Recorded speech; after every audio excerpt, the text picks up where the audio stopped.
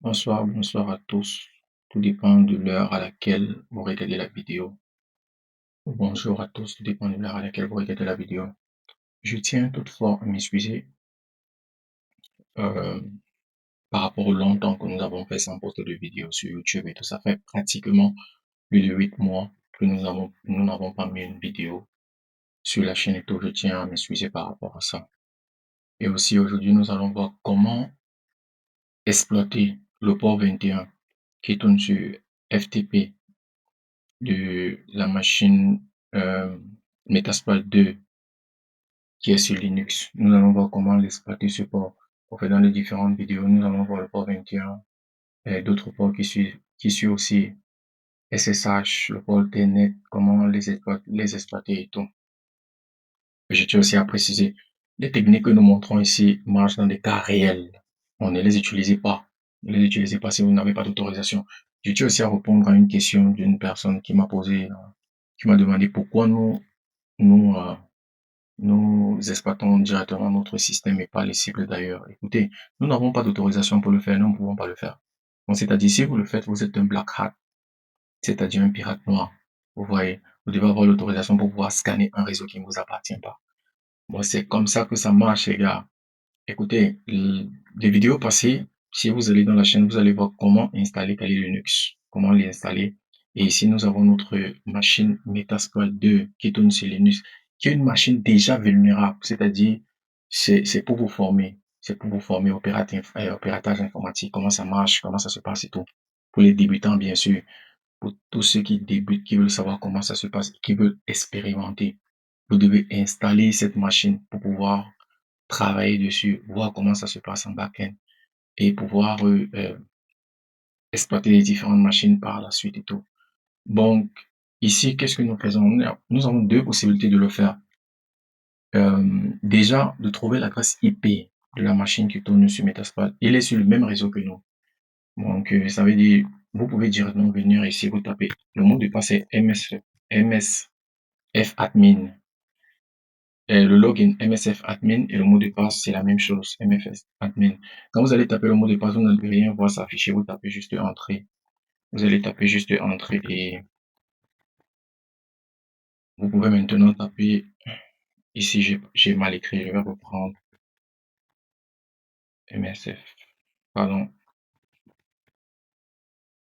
msfadmin, le mot de passe, msfadmin. Là, on a login avec le username et le mot de passe. Pour pouvoir voir l'adresse IP, avant de pouvoir scanner notre machine, c'est ifconfig. Ifconfig. Ici, vous avez l'adresse IP qui est 192.168.233.134. Maintenant, vous avez cette adresse IP, vous allez le scanner avec Nmap. Maintenant, supposons que vous n'avez pas l'adresse IP, vous voulez savoir quelles sont les adresses qui sont connectées à votre réseau et tout. Vous venez juste dans Kali Linux, vous tapez sudo netdiscover /i ETH0. ETH0, c'est quoi? ETH0, ici, quand vous tapez ifconfig sur votre machine pour pouvoir voir votre adresse IP, vous allez retrouver ici ETH0. ETH0, c'est là, c'est ce que je mets ici. Directement, je tape entrer, ça me demande le mot de passe. Le mot de passe, vous écrivez votre mot de passe de Kali Linux. Vous n'allez rien voir, c'est écrit dessus, un peu comme la Metasploit 2. Il va scanner votre réseau et vous donner toutes les adresses IP qui sont connectées à votre réseau. Donc, un instant, il est en train de scanner. Quand vous voyez cela, il scanne, c'est /CS. Il est en train de scanner, il scanne, il va vous donner toutes les adresses IP qui sont connectées à votre réseau et tout. Donc, vous allez retrouver cette adresse-là. Si vous n'avez pas cette adresse, vous devez venir dans les paramètres de Metasploit et s'assurer que vous tournez sur NAT. Donc, vous vous assurez que vous tournez sur NAT. Généralement, d'autres personnes, quand ils téléchargent Metasploit directement, ils ne tournent pas sur NAT. Donc, vous devez vous assurer que vous tournez sur NAT pour pouvoir avoir une adresse IP qui est sur votre réseau. Bon, ici, il est en train de scanner, il a trouvé deux adresses IP. Le premier, c'est le routeur. Le deuxième, il est en train de scanner. Un instant, s'il vous plaît. La prochaine étape, nous allons passer à le scan de l'adresse IP avec Nmap.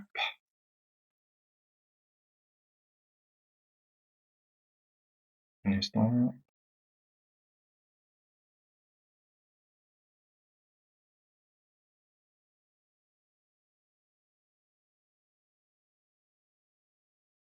Et entre chercher.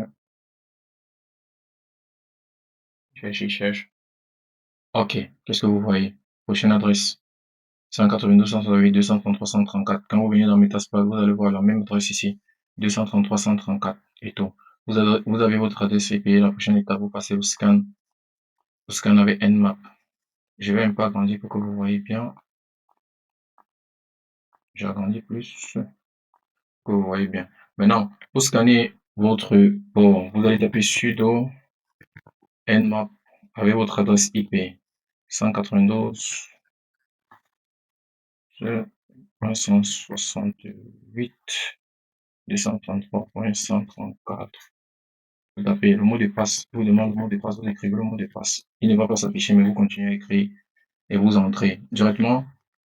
Il vous donne tous les ports, bon, pas tous les ports, il vous donne les 1000 ports les plus fréquents qui sont ouverts sur votre réseau. Bon, ça ne compte pas en ordre. Bon, ce sont les 1000 best ports qui sont ouverts sur votre réseau. C'est comme ça que je peux dire. Bon, vous avez le port 21 qui tourne sur FTP. Vous avez le port 22 qui tourne sur SSH. Le port 23 qui tourne sur Telnet. Le port 25 qui tourne sur SMTP.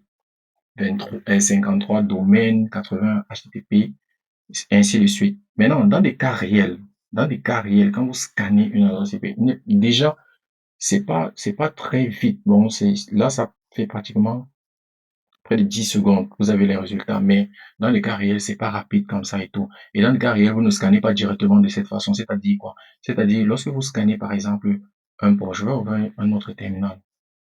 Laissez-moi un peu le temps d'agrandir. Vous devez comprendre que quand vous scannez un port et pour ne pas être détecté, vous devez utiliser /p avec le port que vous utilisez, par exemple. Avec le port que vous utilisez, supposons par exemple que vous utilisez par exemple le port 80, vous devez scanner le port 80. Vous utilisez le port, vous voulez voir par exemple un seul port, le port 21, vous scannez juste en écrivant nmap/p, le port 21, vous mettez l'adresse IP par derrière.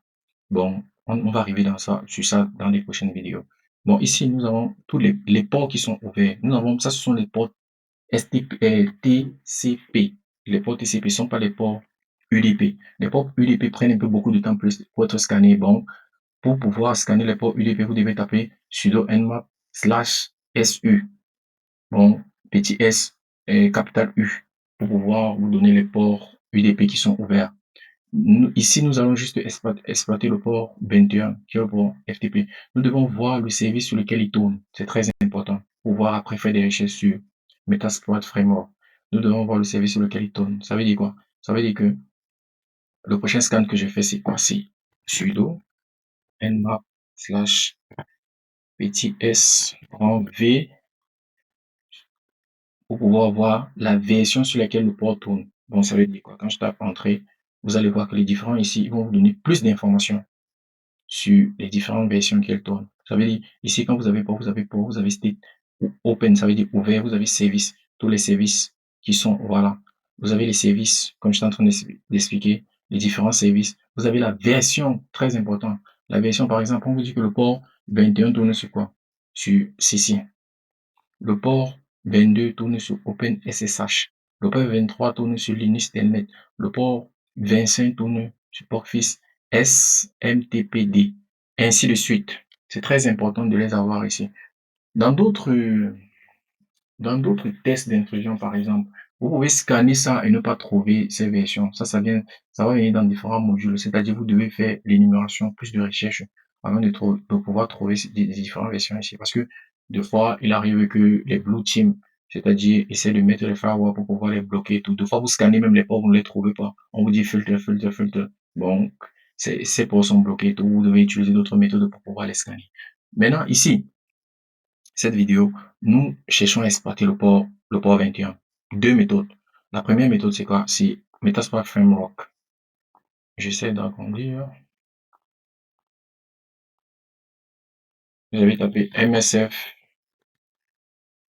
MSF console, vous tapez /Q, qui vous permet directement de ne pas voir l'interface, l'interface avec les exploitations et tout. Vous tapez /Q pour que ce soit rapide. Donc, je vais ouvrir un autre terminal, je vais taper sans le /Q. J'efface le /Q, vous allez voir les résultats qui sont différents et tout ici. Vous voyez tout, c'est State Success. Ici, il va le mettre avec les différentes options, vous allez voir la différence. Bon, c'est pour ça qu'on utilise, moi j'utilise /Q. Vous voyez ici, par exemple, ici, il a mis tout ce schéma. Si vous voulez, vous êtes débutant, par exemple, vous souhaitez, par exemple, voir le nombre d'exploitations que vous avez, les auxiliaires, les posts, les paywords, les encodeurs, NOP, les évages et Evasion. Vous pouvez les voir directement ici. Maintenant, si vous connaissez déjà un peu Metasploit Framework, vous pouvez directement taper /Q. Bon, supposons que nous venons ici. Je vais effacer, effacer ce qui est ici. Maintenant, qu'est-ce qu'on fait pour exploiter le port? On est ici. Qu'est-ce qu'on fait pour exploiter le port 21 qui tourne sur FTP?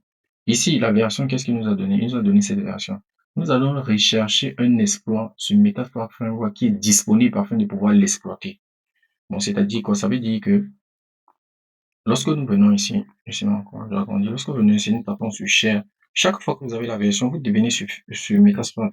Vous tapez sur Share, vous collez la version que vous avez pour pouvoir voir si vous avez un exploit qui est disponible. Qu'est-ce qu'il nous dit? Il nous dit que il nous donne deux possibilités auxiliaires. Auxiliaire, ça c'est pour un autre scan.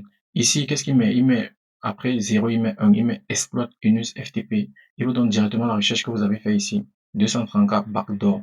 Bon, vous avez un exploit ici qui est disponible que vous pouvez utiliser. Maintenant, pour pouvoir l'utiliser, qu'est-ce qu'on fait? On fait use. Vous avez deux possibilités. Soit vous copiez directement l'exploit, soit vous écrivez le numéro qui est devant. Ça veut dire que ici devant l'exploit, qu'est-ce qu'on a? On a un. On va écrire 1. Directement, il a pris le numéro 1, il a mis ici que vous voyez. Maintenant, pour pouvoir voir les différentes étapes que vous devez remplir, vous devez écrire show option. Show option, c'est-à-dire qu'est-ce qu'on remplit à l'intérieur pour que l'exploit soit, pour pouvoir utiliser l'exploit. On nous dit ici quoi? On nous dit proxy, on nous dit ici quoi? No, on dit ici no, no, on dit AirHost. AirHost, c'est l'IP de la cible que vous êtes en train d'utiliser. C'est-à-dire notre cible ici, c'est Metasploit 2. C'est ici que nous allons mettre AirHost. Nous allons écrire ici cette AirHost. On met l'IP de la machine Metasploit 2. Maintenant ici, qu'est-ce qu'on dit? Airport 21. Vous devez vous rassurer que l'exploit que nous sommes en train de faire, c'est sur le port 21. Bon, vous revenez ici, vous regardez qu'est-ce que FTP tourne sur quel port? Sur le port 21. Et ça correspond réellement ici à ce qu'on a mis. On met quoi? R port 21. Maintenant, on met IP name automatique. Bon, écoutez, vous tapez 7 AirHost. Vous copiez ça. Vous pouvez écrire directement. Votre machine cible, c'est laquelle? Je vais scanner. Elle est ici. 192, 168, 233, 134. Vous collez ici. Directement, il a tapé entrée. Mais vous pouvez coller directement taper entrée. Maintenant ici, qu'est-ce qu'on fait? On est sur le port 21, on tape exploit pour voir si c'est que cet exploit est disponible pour pouvoir exploiter Metasploit en passant par le port 21 et tout. On tape exploit. Vous avez déjà un changement de couleur ici qui signifie qu'on dit full shell. Vous venez de hacker Metasploit 2 en passant par le port 21. Ça, c'est le piratage en passant par les ports qui sont disponibles, qui sont ouverts, et les services aussi qui sont disponibles, c'est-à-dire les services, les différentes versions, pardon, désolé, les différentes versions ici. Quelles sont des versions? La version de FTP, c'est ça, la version de SSH, la version de Telnet, la version de SMTP, ainsi de suite. Maintenant, ici, on dit quoi? Full shell. Full shell. Vous venez de hacker Metasploit 2 en passant par le port 21. Qu'est-ce que vous pouvez réécrire? Vous pouvez écrire I am. Attention. On dit quoi? Vous êtes sur route. Maintenant, ls. ls. Vous voyez route, ls, bin, boot. Ici, nous allons taper cd home. cd home. Qu'est-ce qu'il y a à l'intérieur de cd home, ls? On vous montre ici ls, ftp, msf admin, service user. Essayons de taper cd msf admin. cd msf admin ls. On met quoi? Vulnérable. Vous-même, vous voyez ici, vulnérable. Vous tapez CD, vulnérable, tapez ls, Samba, TikiWiki 20030201. Ça veut dire quoi? Ça veut dire que ce que je fais ici, c'est quoi? Supposons par exemple que vous êtes dans des cas réels et que vous avez piraté une machine en passant par le même processus. Si cette machine contient des différents fichiers, vous pouvez directement les downloader sur votre système. Directement, vous pouvez les downloader. Bon, je sais pas, dans des anciennes vidéos, j'ai montré avec Eternal Blue comment ça se passe directement sur une machine, comment vous pouvez avoir accès à des vidéos, à différents trucs et tout. Bon, ici, c'est pareil. Vous venez de pirater cette machine en passant par le port 21. Bon, on vous met quoi ici? Samba. Et je vais vous montrer ici à Metasploit que ces fichiers, tous ces fichiers existent et tout. Si vous tapez par exemple CD, à chaque fois que vous voulez voir l'intérieur d'un fichier, vous allez taper CD Samba. Après, vous tapez ls. Qu'est-ce qu'il y a à l'intérieur ici? Qu'est-ce qu'on vous montre? ls, on vous montre 302, 306. Maintenant, venons dans Metasploit. Avec tout ce qu'on a trouvé dans Metasploit, qu'est-ce qu'on a mis? Attendez. Ici, ls. Qu'est-ce qu'on met? Comme ls, vous voyez vous-même ici, on met quoi? Vulnérable. Vous allez taper cd, vulnérable, cd, vulnérable. Vous tapez entrée. Vous êtes dans vulnérable, vous tapez ls. Vous tapez quoi? La même chose. Vous allez trouver ici MSF, MySQL, SSL, Samba, TikiWiki, ce que j'étais en train de dire. Si vous tapez CD Samba, CD Samba, vous tapez ls. On vous dit quoi? Vous voyez 3020, 306, c'était quand vous venez dans votre machine Kali Linux que vous venez d'utiliser pour pouvoir pirater Metasploit sur le port 21, vous allez trouver les mêmes fichiers et tout. Deuxième option les gars, on va utiliser Mmap, on va utiliser les scripts Mmap qui sont disponibles pour pouvoir pirater le compte, pour pouvoir pirater FTP. Et c'est, qu'est-ce qu'on va faire? Déjà pour pouvoir voir les scripts qui sont disponibles dans Nmap, vous allez taper ls. La commande, moi je l'ai déjà écrit, mais vous pouvez l'écrire de votre côté. Ça veut dire que je vais effacer d'abord ceci. Ça veut dire que dans ls/al user share nmap script, si vous venez ici, open folder, je vais le mettre ici pour que vous le voyez bien. On vous dit quoi? Dans user, vous allez taper file system. Dans user, vous avez quoi? Vous avez share. Dans share, vous avez nmap. On va chercher nmap.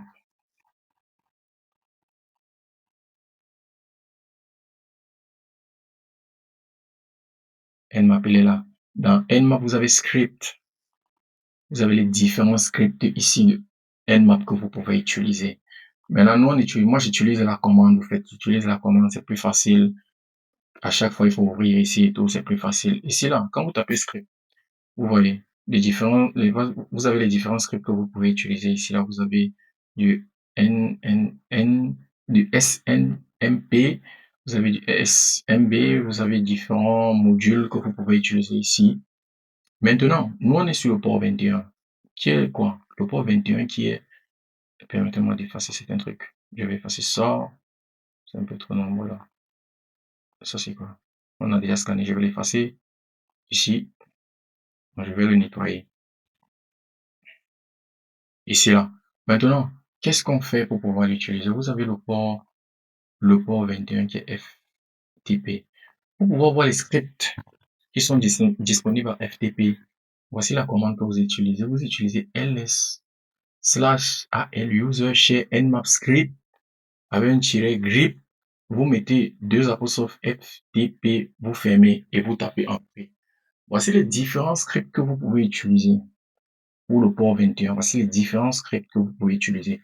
Maintenant, supposons par exemple que vous avez le port ici, le port SSH. Vous allez faire la même chose, vous écrivez la même commande, vous changez juste FTP par SSH, le port Telnet, ainsi de suite. Vous venez juste ici, vous changez juste ça, vous tapez le service à côté, vous voyez ici, il y a un script qui est disponible et tout. Nous, ce qu'on va faire, on va utiliser le premier script qui est disponible sur le port 21. Je vais vous expliquer dès le début quoi. Lorsqu'on veut scanner par exemple Nmap, on utilise juste un port sans toutefois sans toutefois préciser juste l'adresse IP et l'adresse IP pour pouvoir scanner tout. Non, on utilise un seul port. Ici, pourquoi on utilise le port 21? C'est pour utiliser FTP, le script FTP. Le script FTP tourne sur quel port? Le port 21. C'est pour ça qu'on a pris la première commande. Vous, de votre côté, vous pouvez utiliser tous les scripts pour voir ce que ça donne, pour voir les résultats qu'il donne et tout. Vous voyez un peu. Bon, on prend par exemple le port 21, le premier FTP qui est en nom.nse qui est là. Voici la commande qui est disponible de votre côté. Quand vous tapez entrée, ça, il vous demande le mot de passe. Vous allez taper votre mot de passe de votre côté, pardon. Vous entrez. Il vous dit quoi? Il vous dit le port 21, FTP Anonymous, FTP Login, Allowing. C'est-à-dire, vous pouvez utiliser Anonymous pour pouvoir entrer dans le port 21 et tout. Vous tapez FTP avec l'adresse IP. J'écris directement ici pour que vous voyez le résultat. Qu'est-ce qu'on nous dit? Un name. On vous a dit quoi ici? Anonymous login. Vous copiez ceci et vous le collez ici. La même chose. Le mot de passe, c'est la même chose. Vous entrez. On vous dit login faire. Un instant, je vais sortir et reprendre. Ça arrive. FTP. On tape entrée. Anonymous login.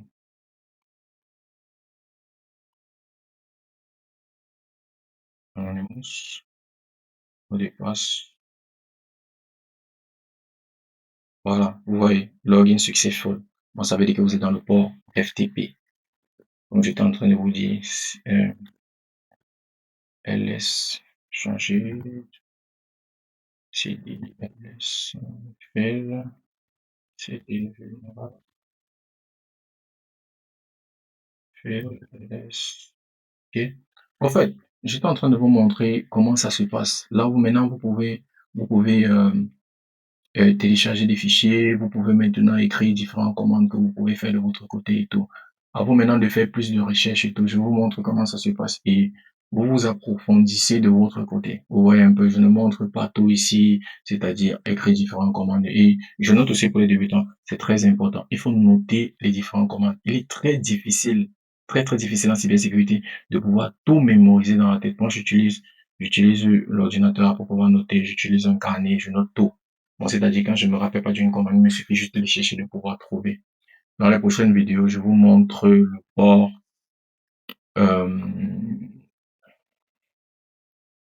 le port, le port 22 SSH. Comment l'exploiter? Ici, on va utiliser Brute Force, John the Ripper ou Metasploit pour pouvoir l'exploiter et tout. Je vais vous montrer comment faire. Abonnez-vous les gars, partagez. Et je tiens à préciser, dès le début, j'ai oublié de le dire, cette formation ou cette mini formation pour débutants, c'est à but éducatif, s'il vous plaît. N'utilisez pas dans des systèmes réels. La chaîne ou moi ne sont pas responsables si c'est que vous allez pirater des comptes ou des systèmes des adresses IP, des domaines qui ne vous appartiennent pas et tout. Parce que ces commandes marchent dans des cas réels, ça fonctionne. Donc, c'est vrai que Metasploit, c'est une machine qui est ancienne et tout, mais les différentes commandes que vous voyez ici, là, elles fonctionnent dans des cas réels. C'est-à-dire, si vous êtes dans un réseau et que vous scannez une adresse IP et tout, voilà, vous avez la chance de pouvoir avoir les différents résultats que vous exploitez derrière et tout. Bon, les gars, easy, mon frère, c'est pas, je ne sais pas trop, gars, mais de votre côté, c'est pas fun. Donc, assurez-vous d'avoir des autorisations qui vous permettent de le faire et tout. Bon, merci d'avoir écouté la vidéo, partagez de votre côté. Désolé si j'ai pas mis de vidéo depuis, j'espère pouvoir continuer ainsi de suite. Donc, portez-vous bien à la prochaine.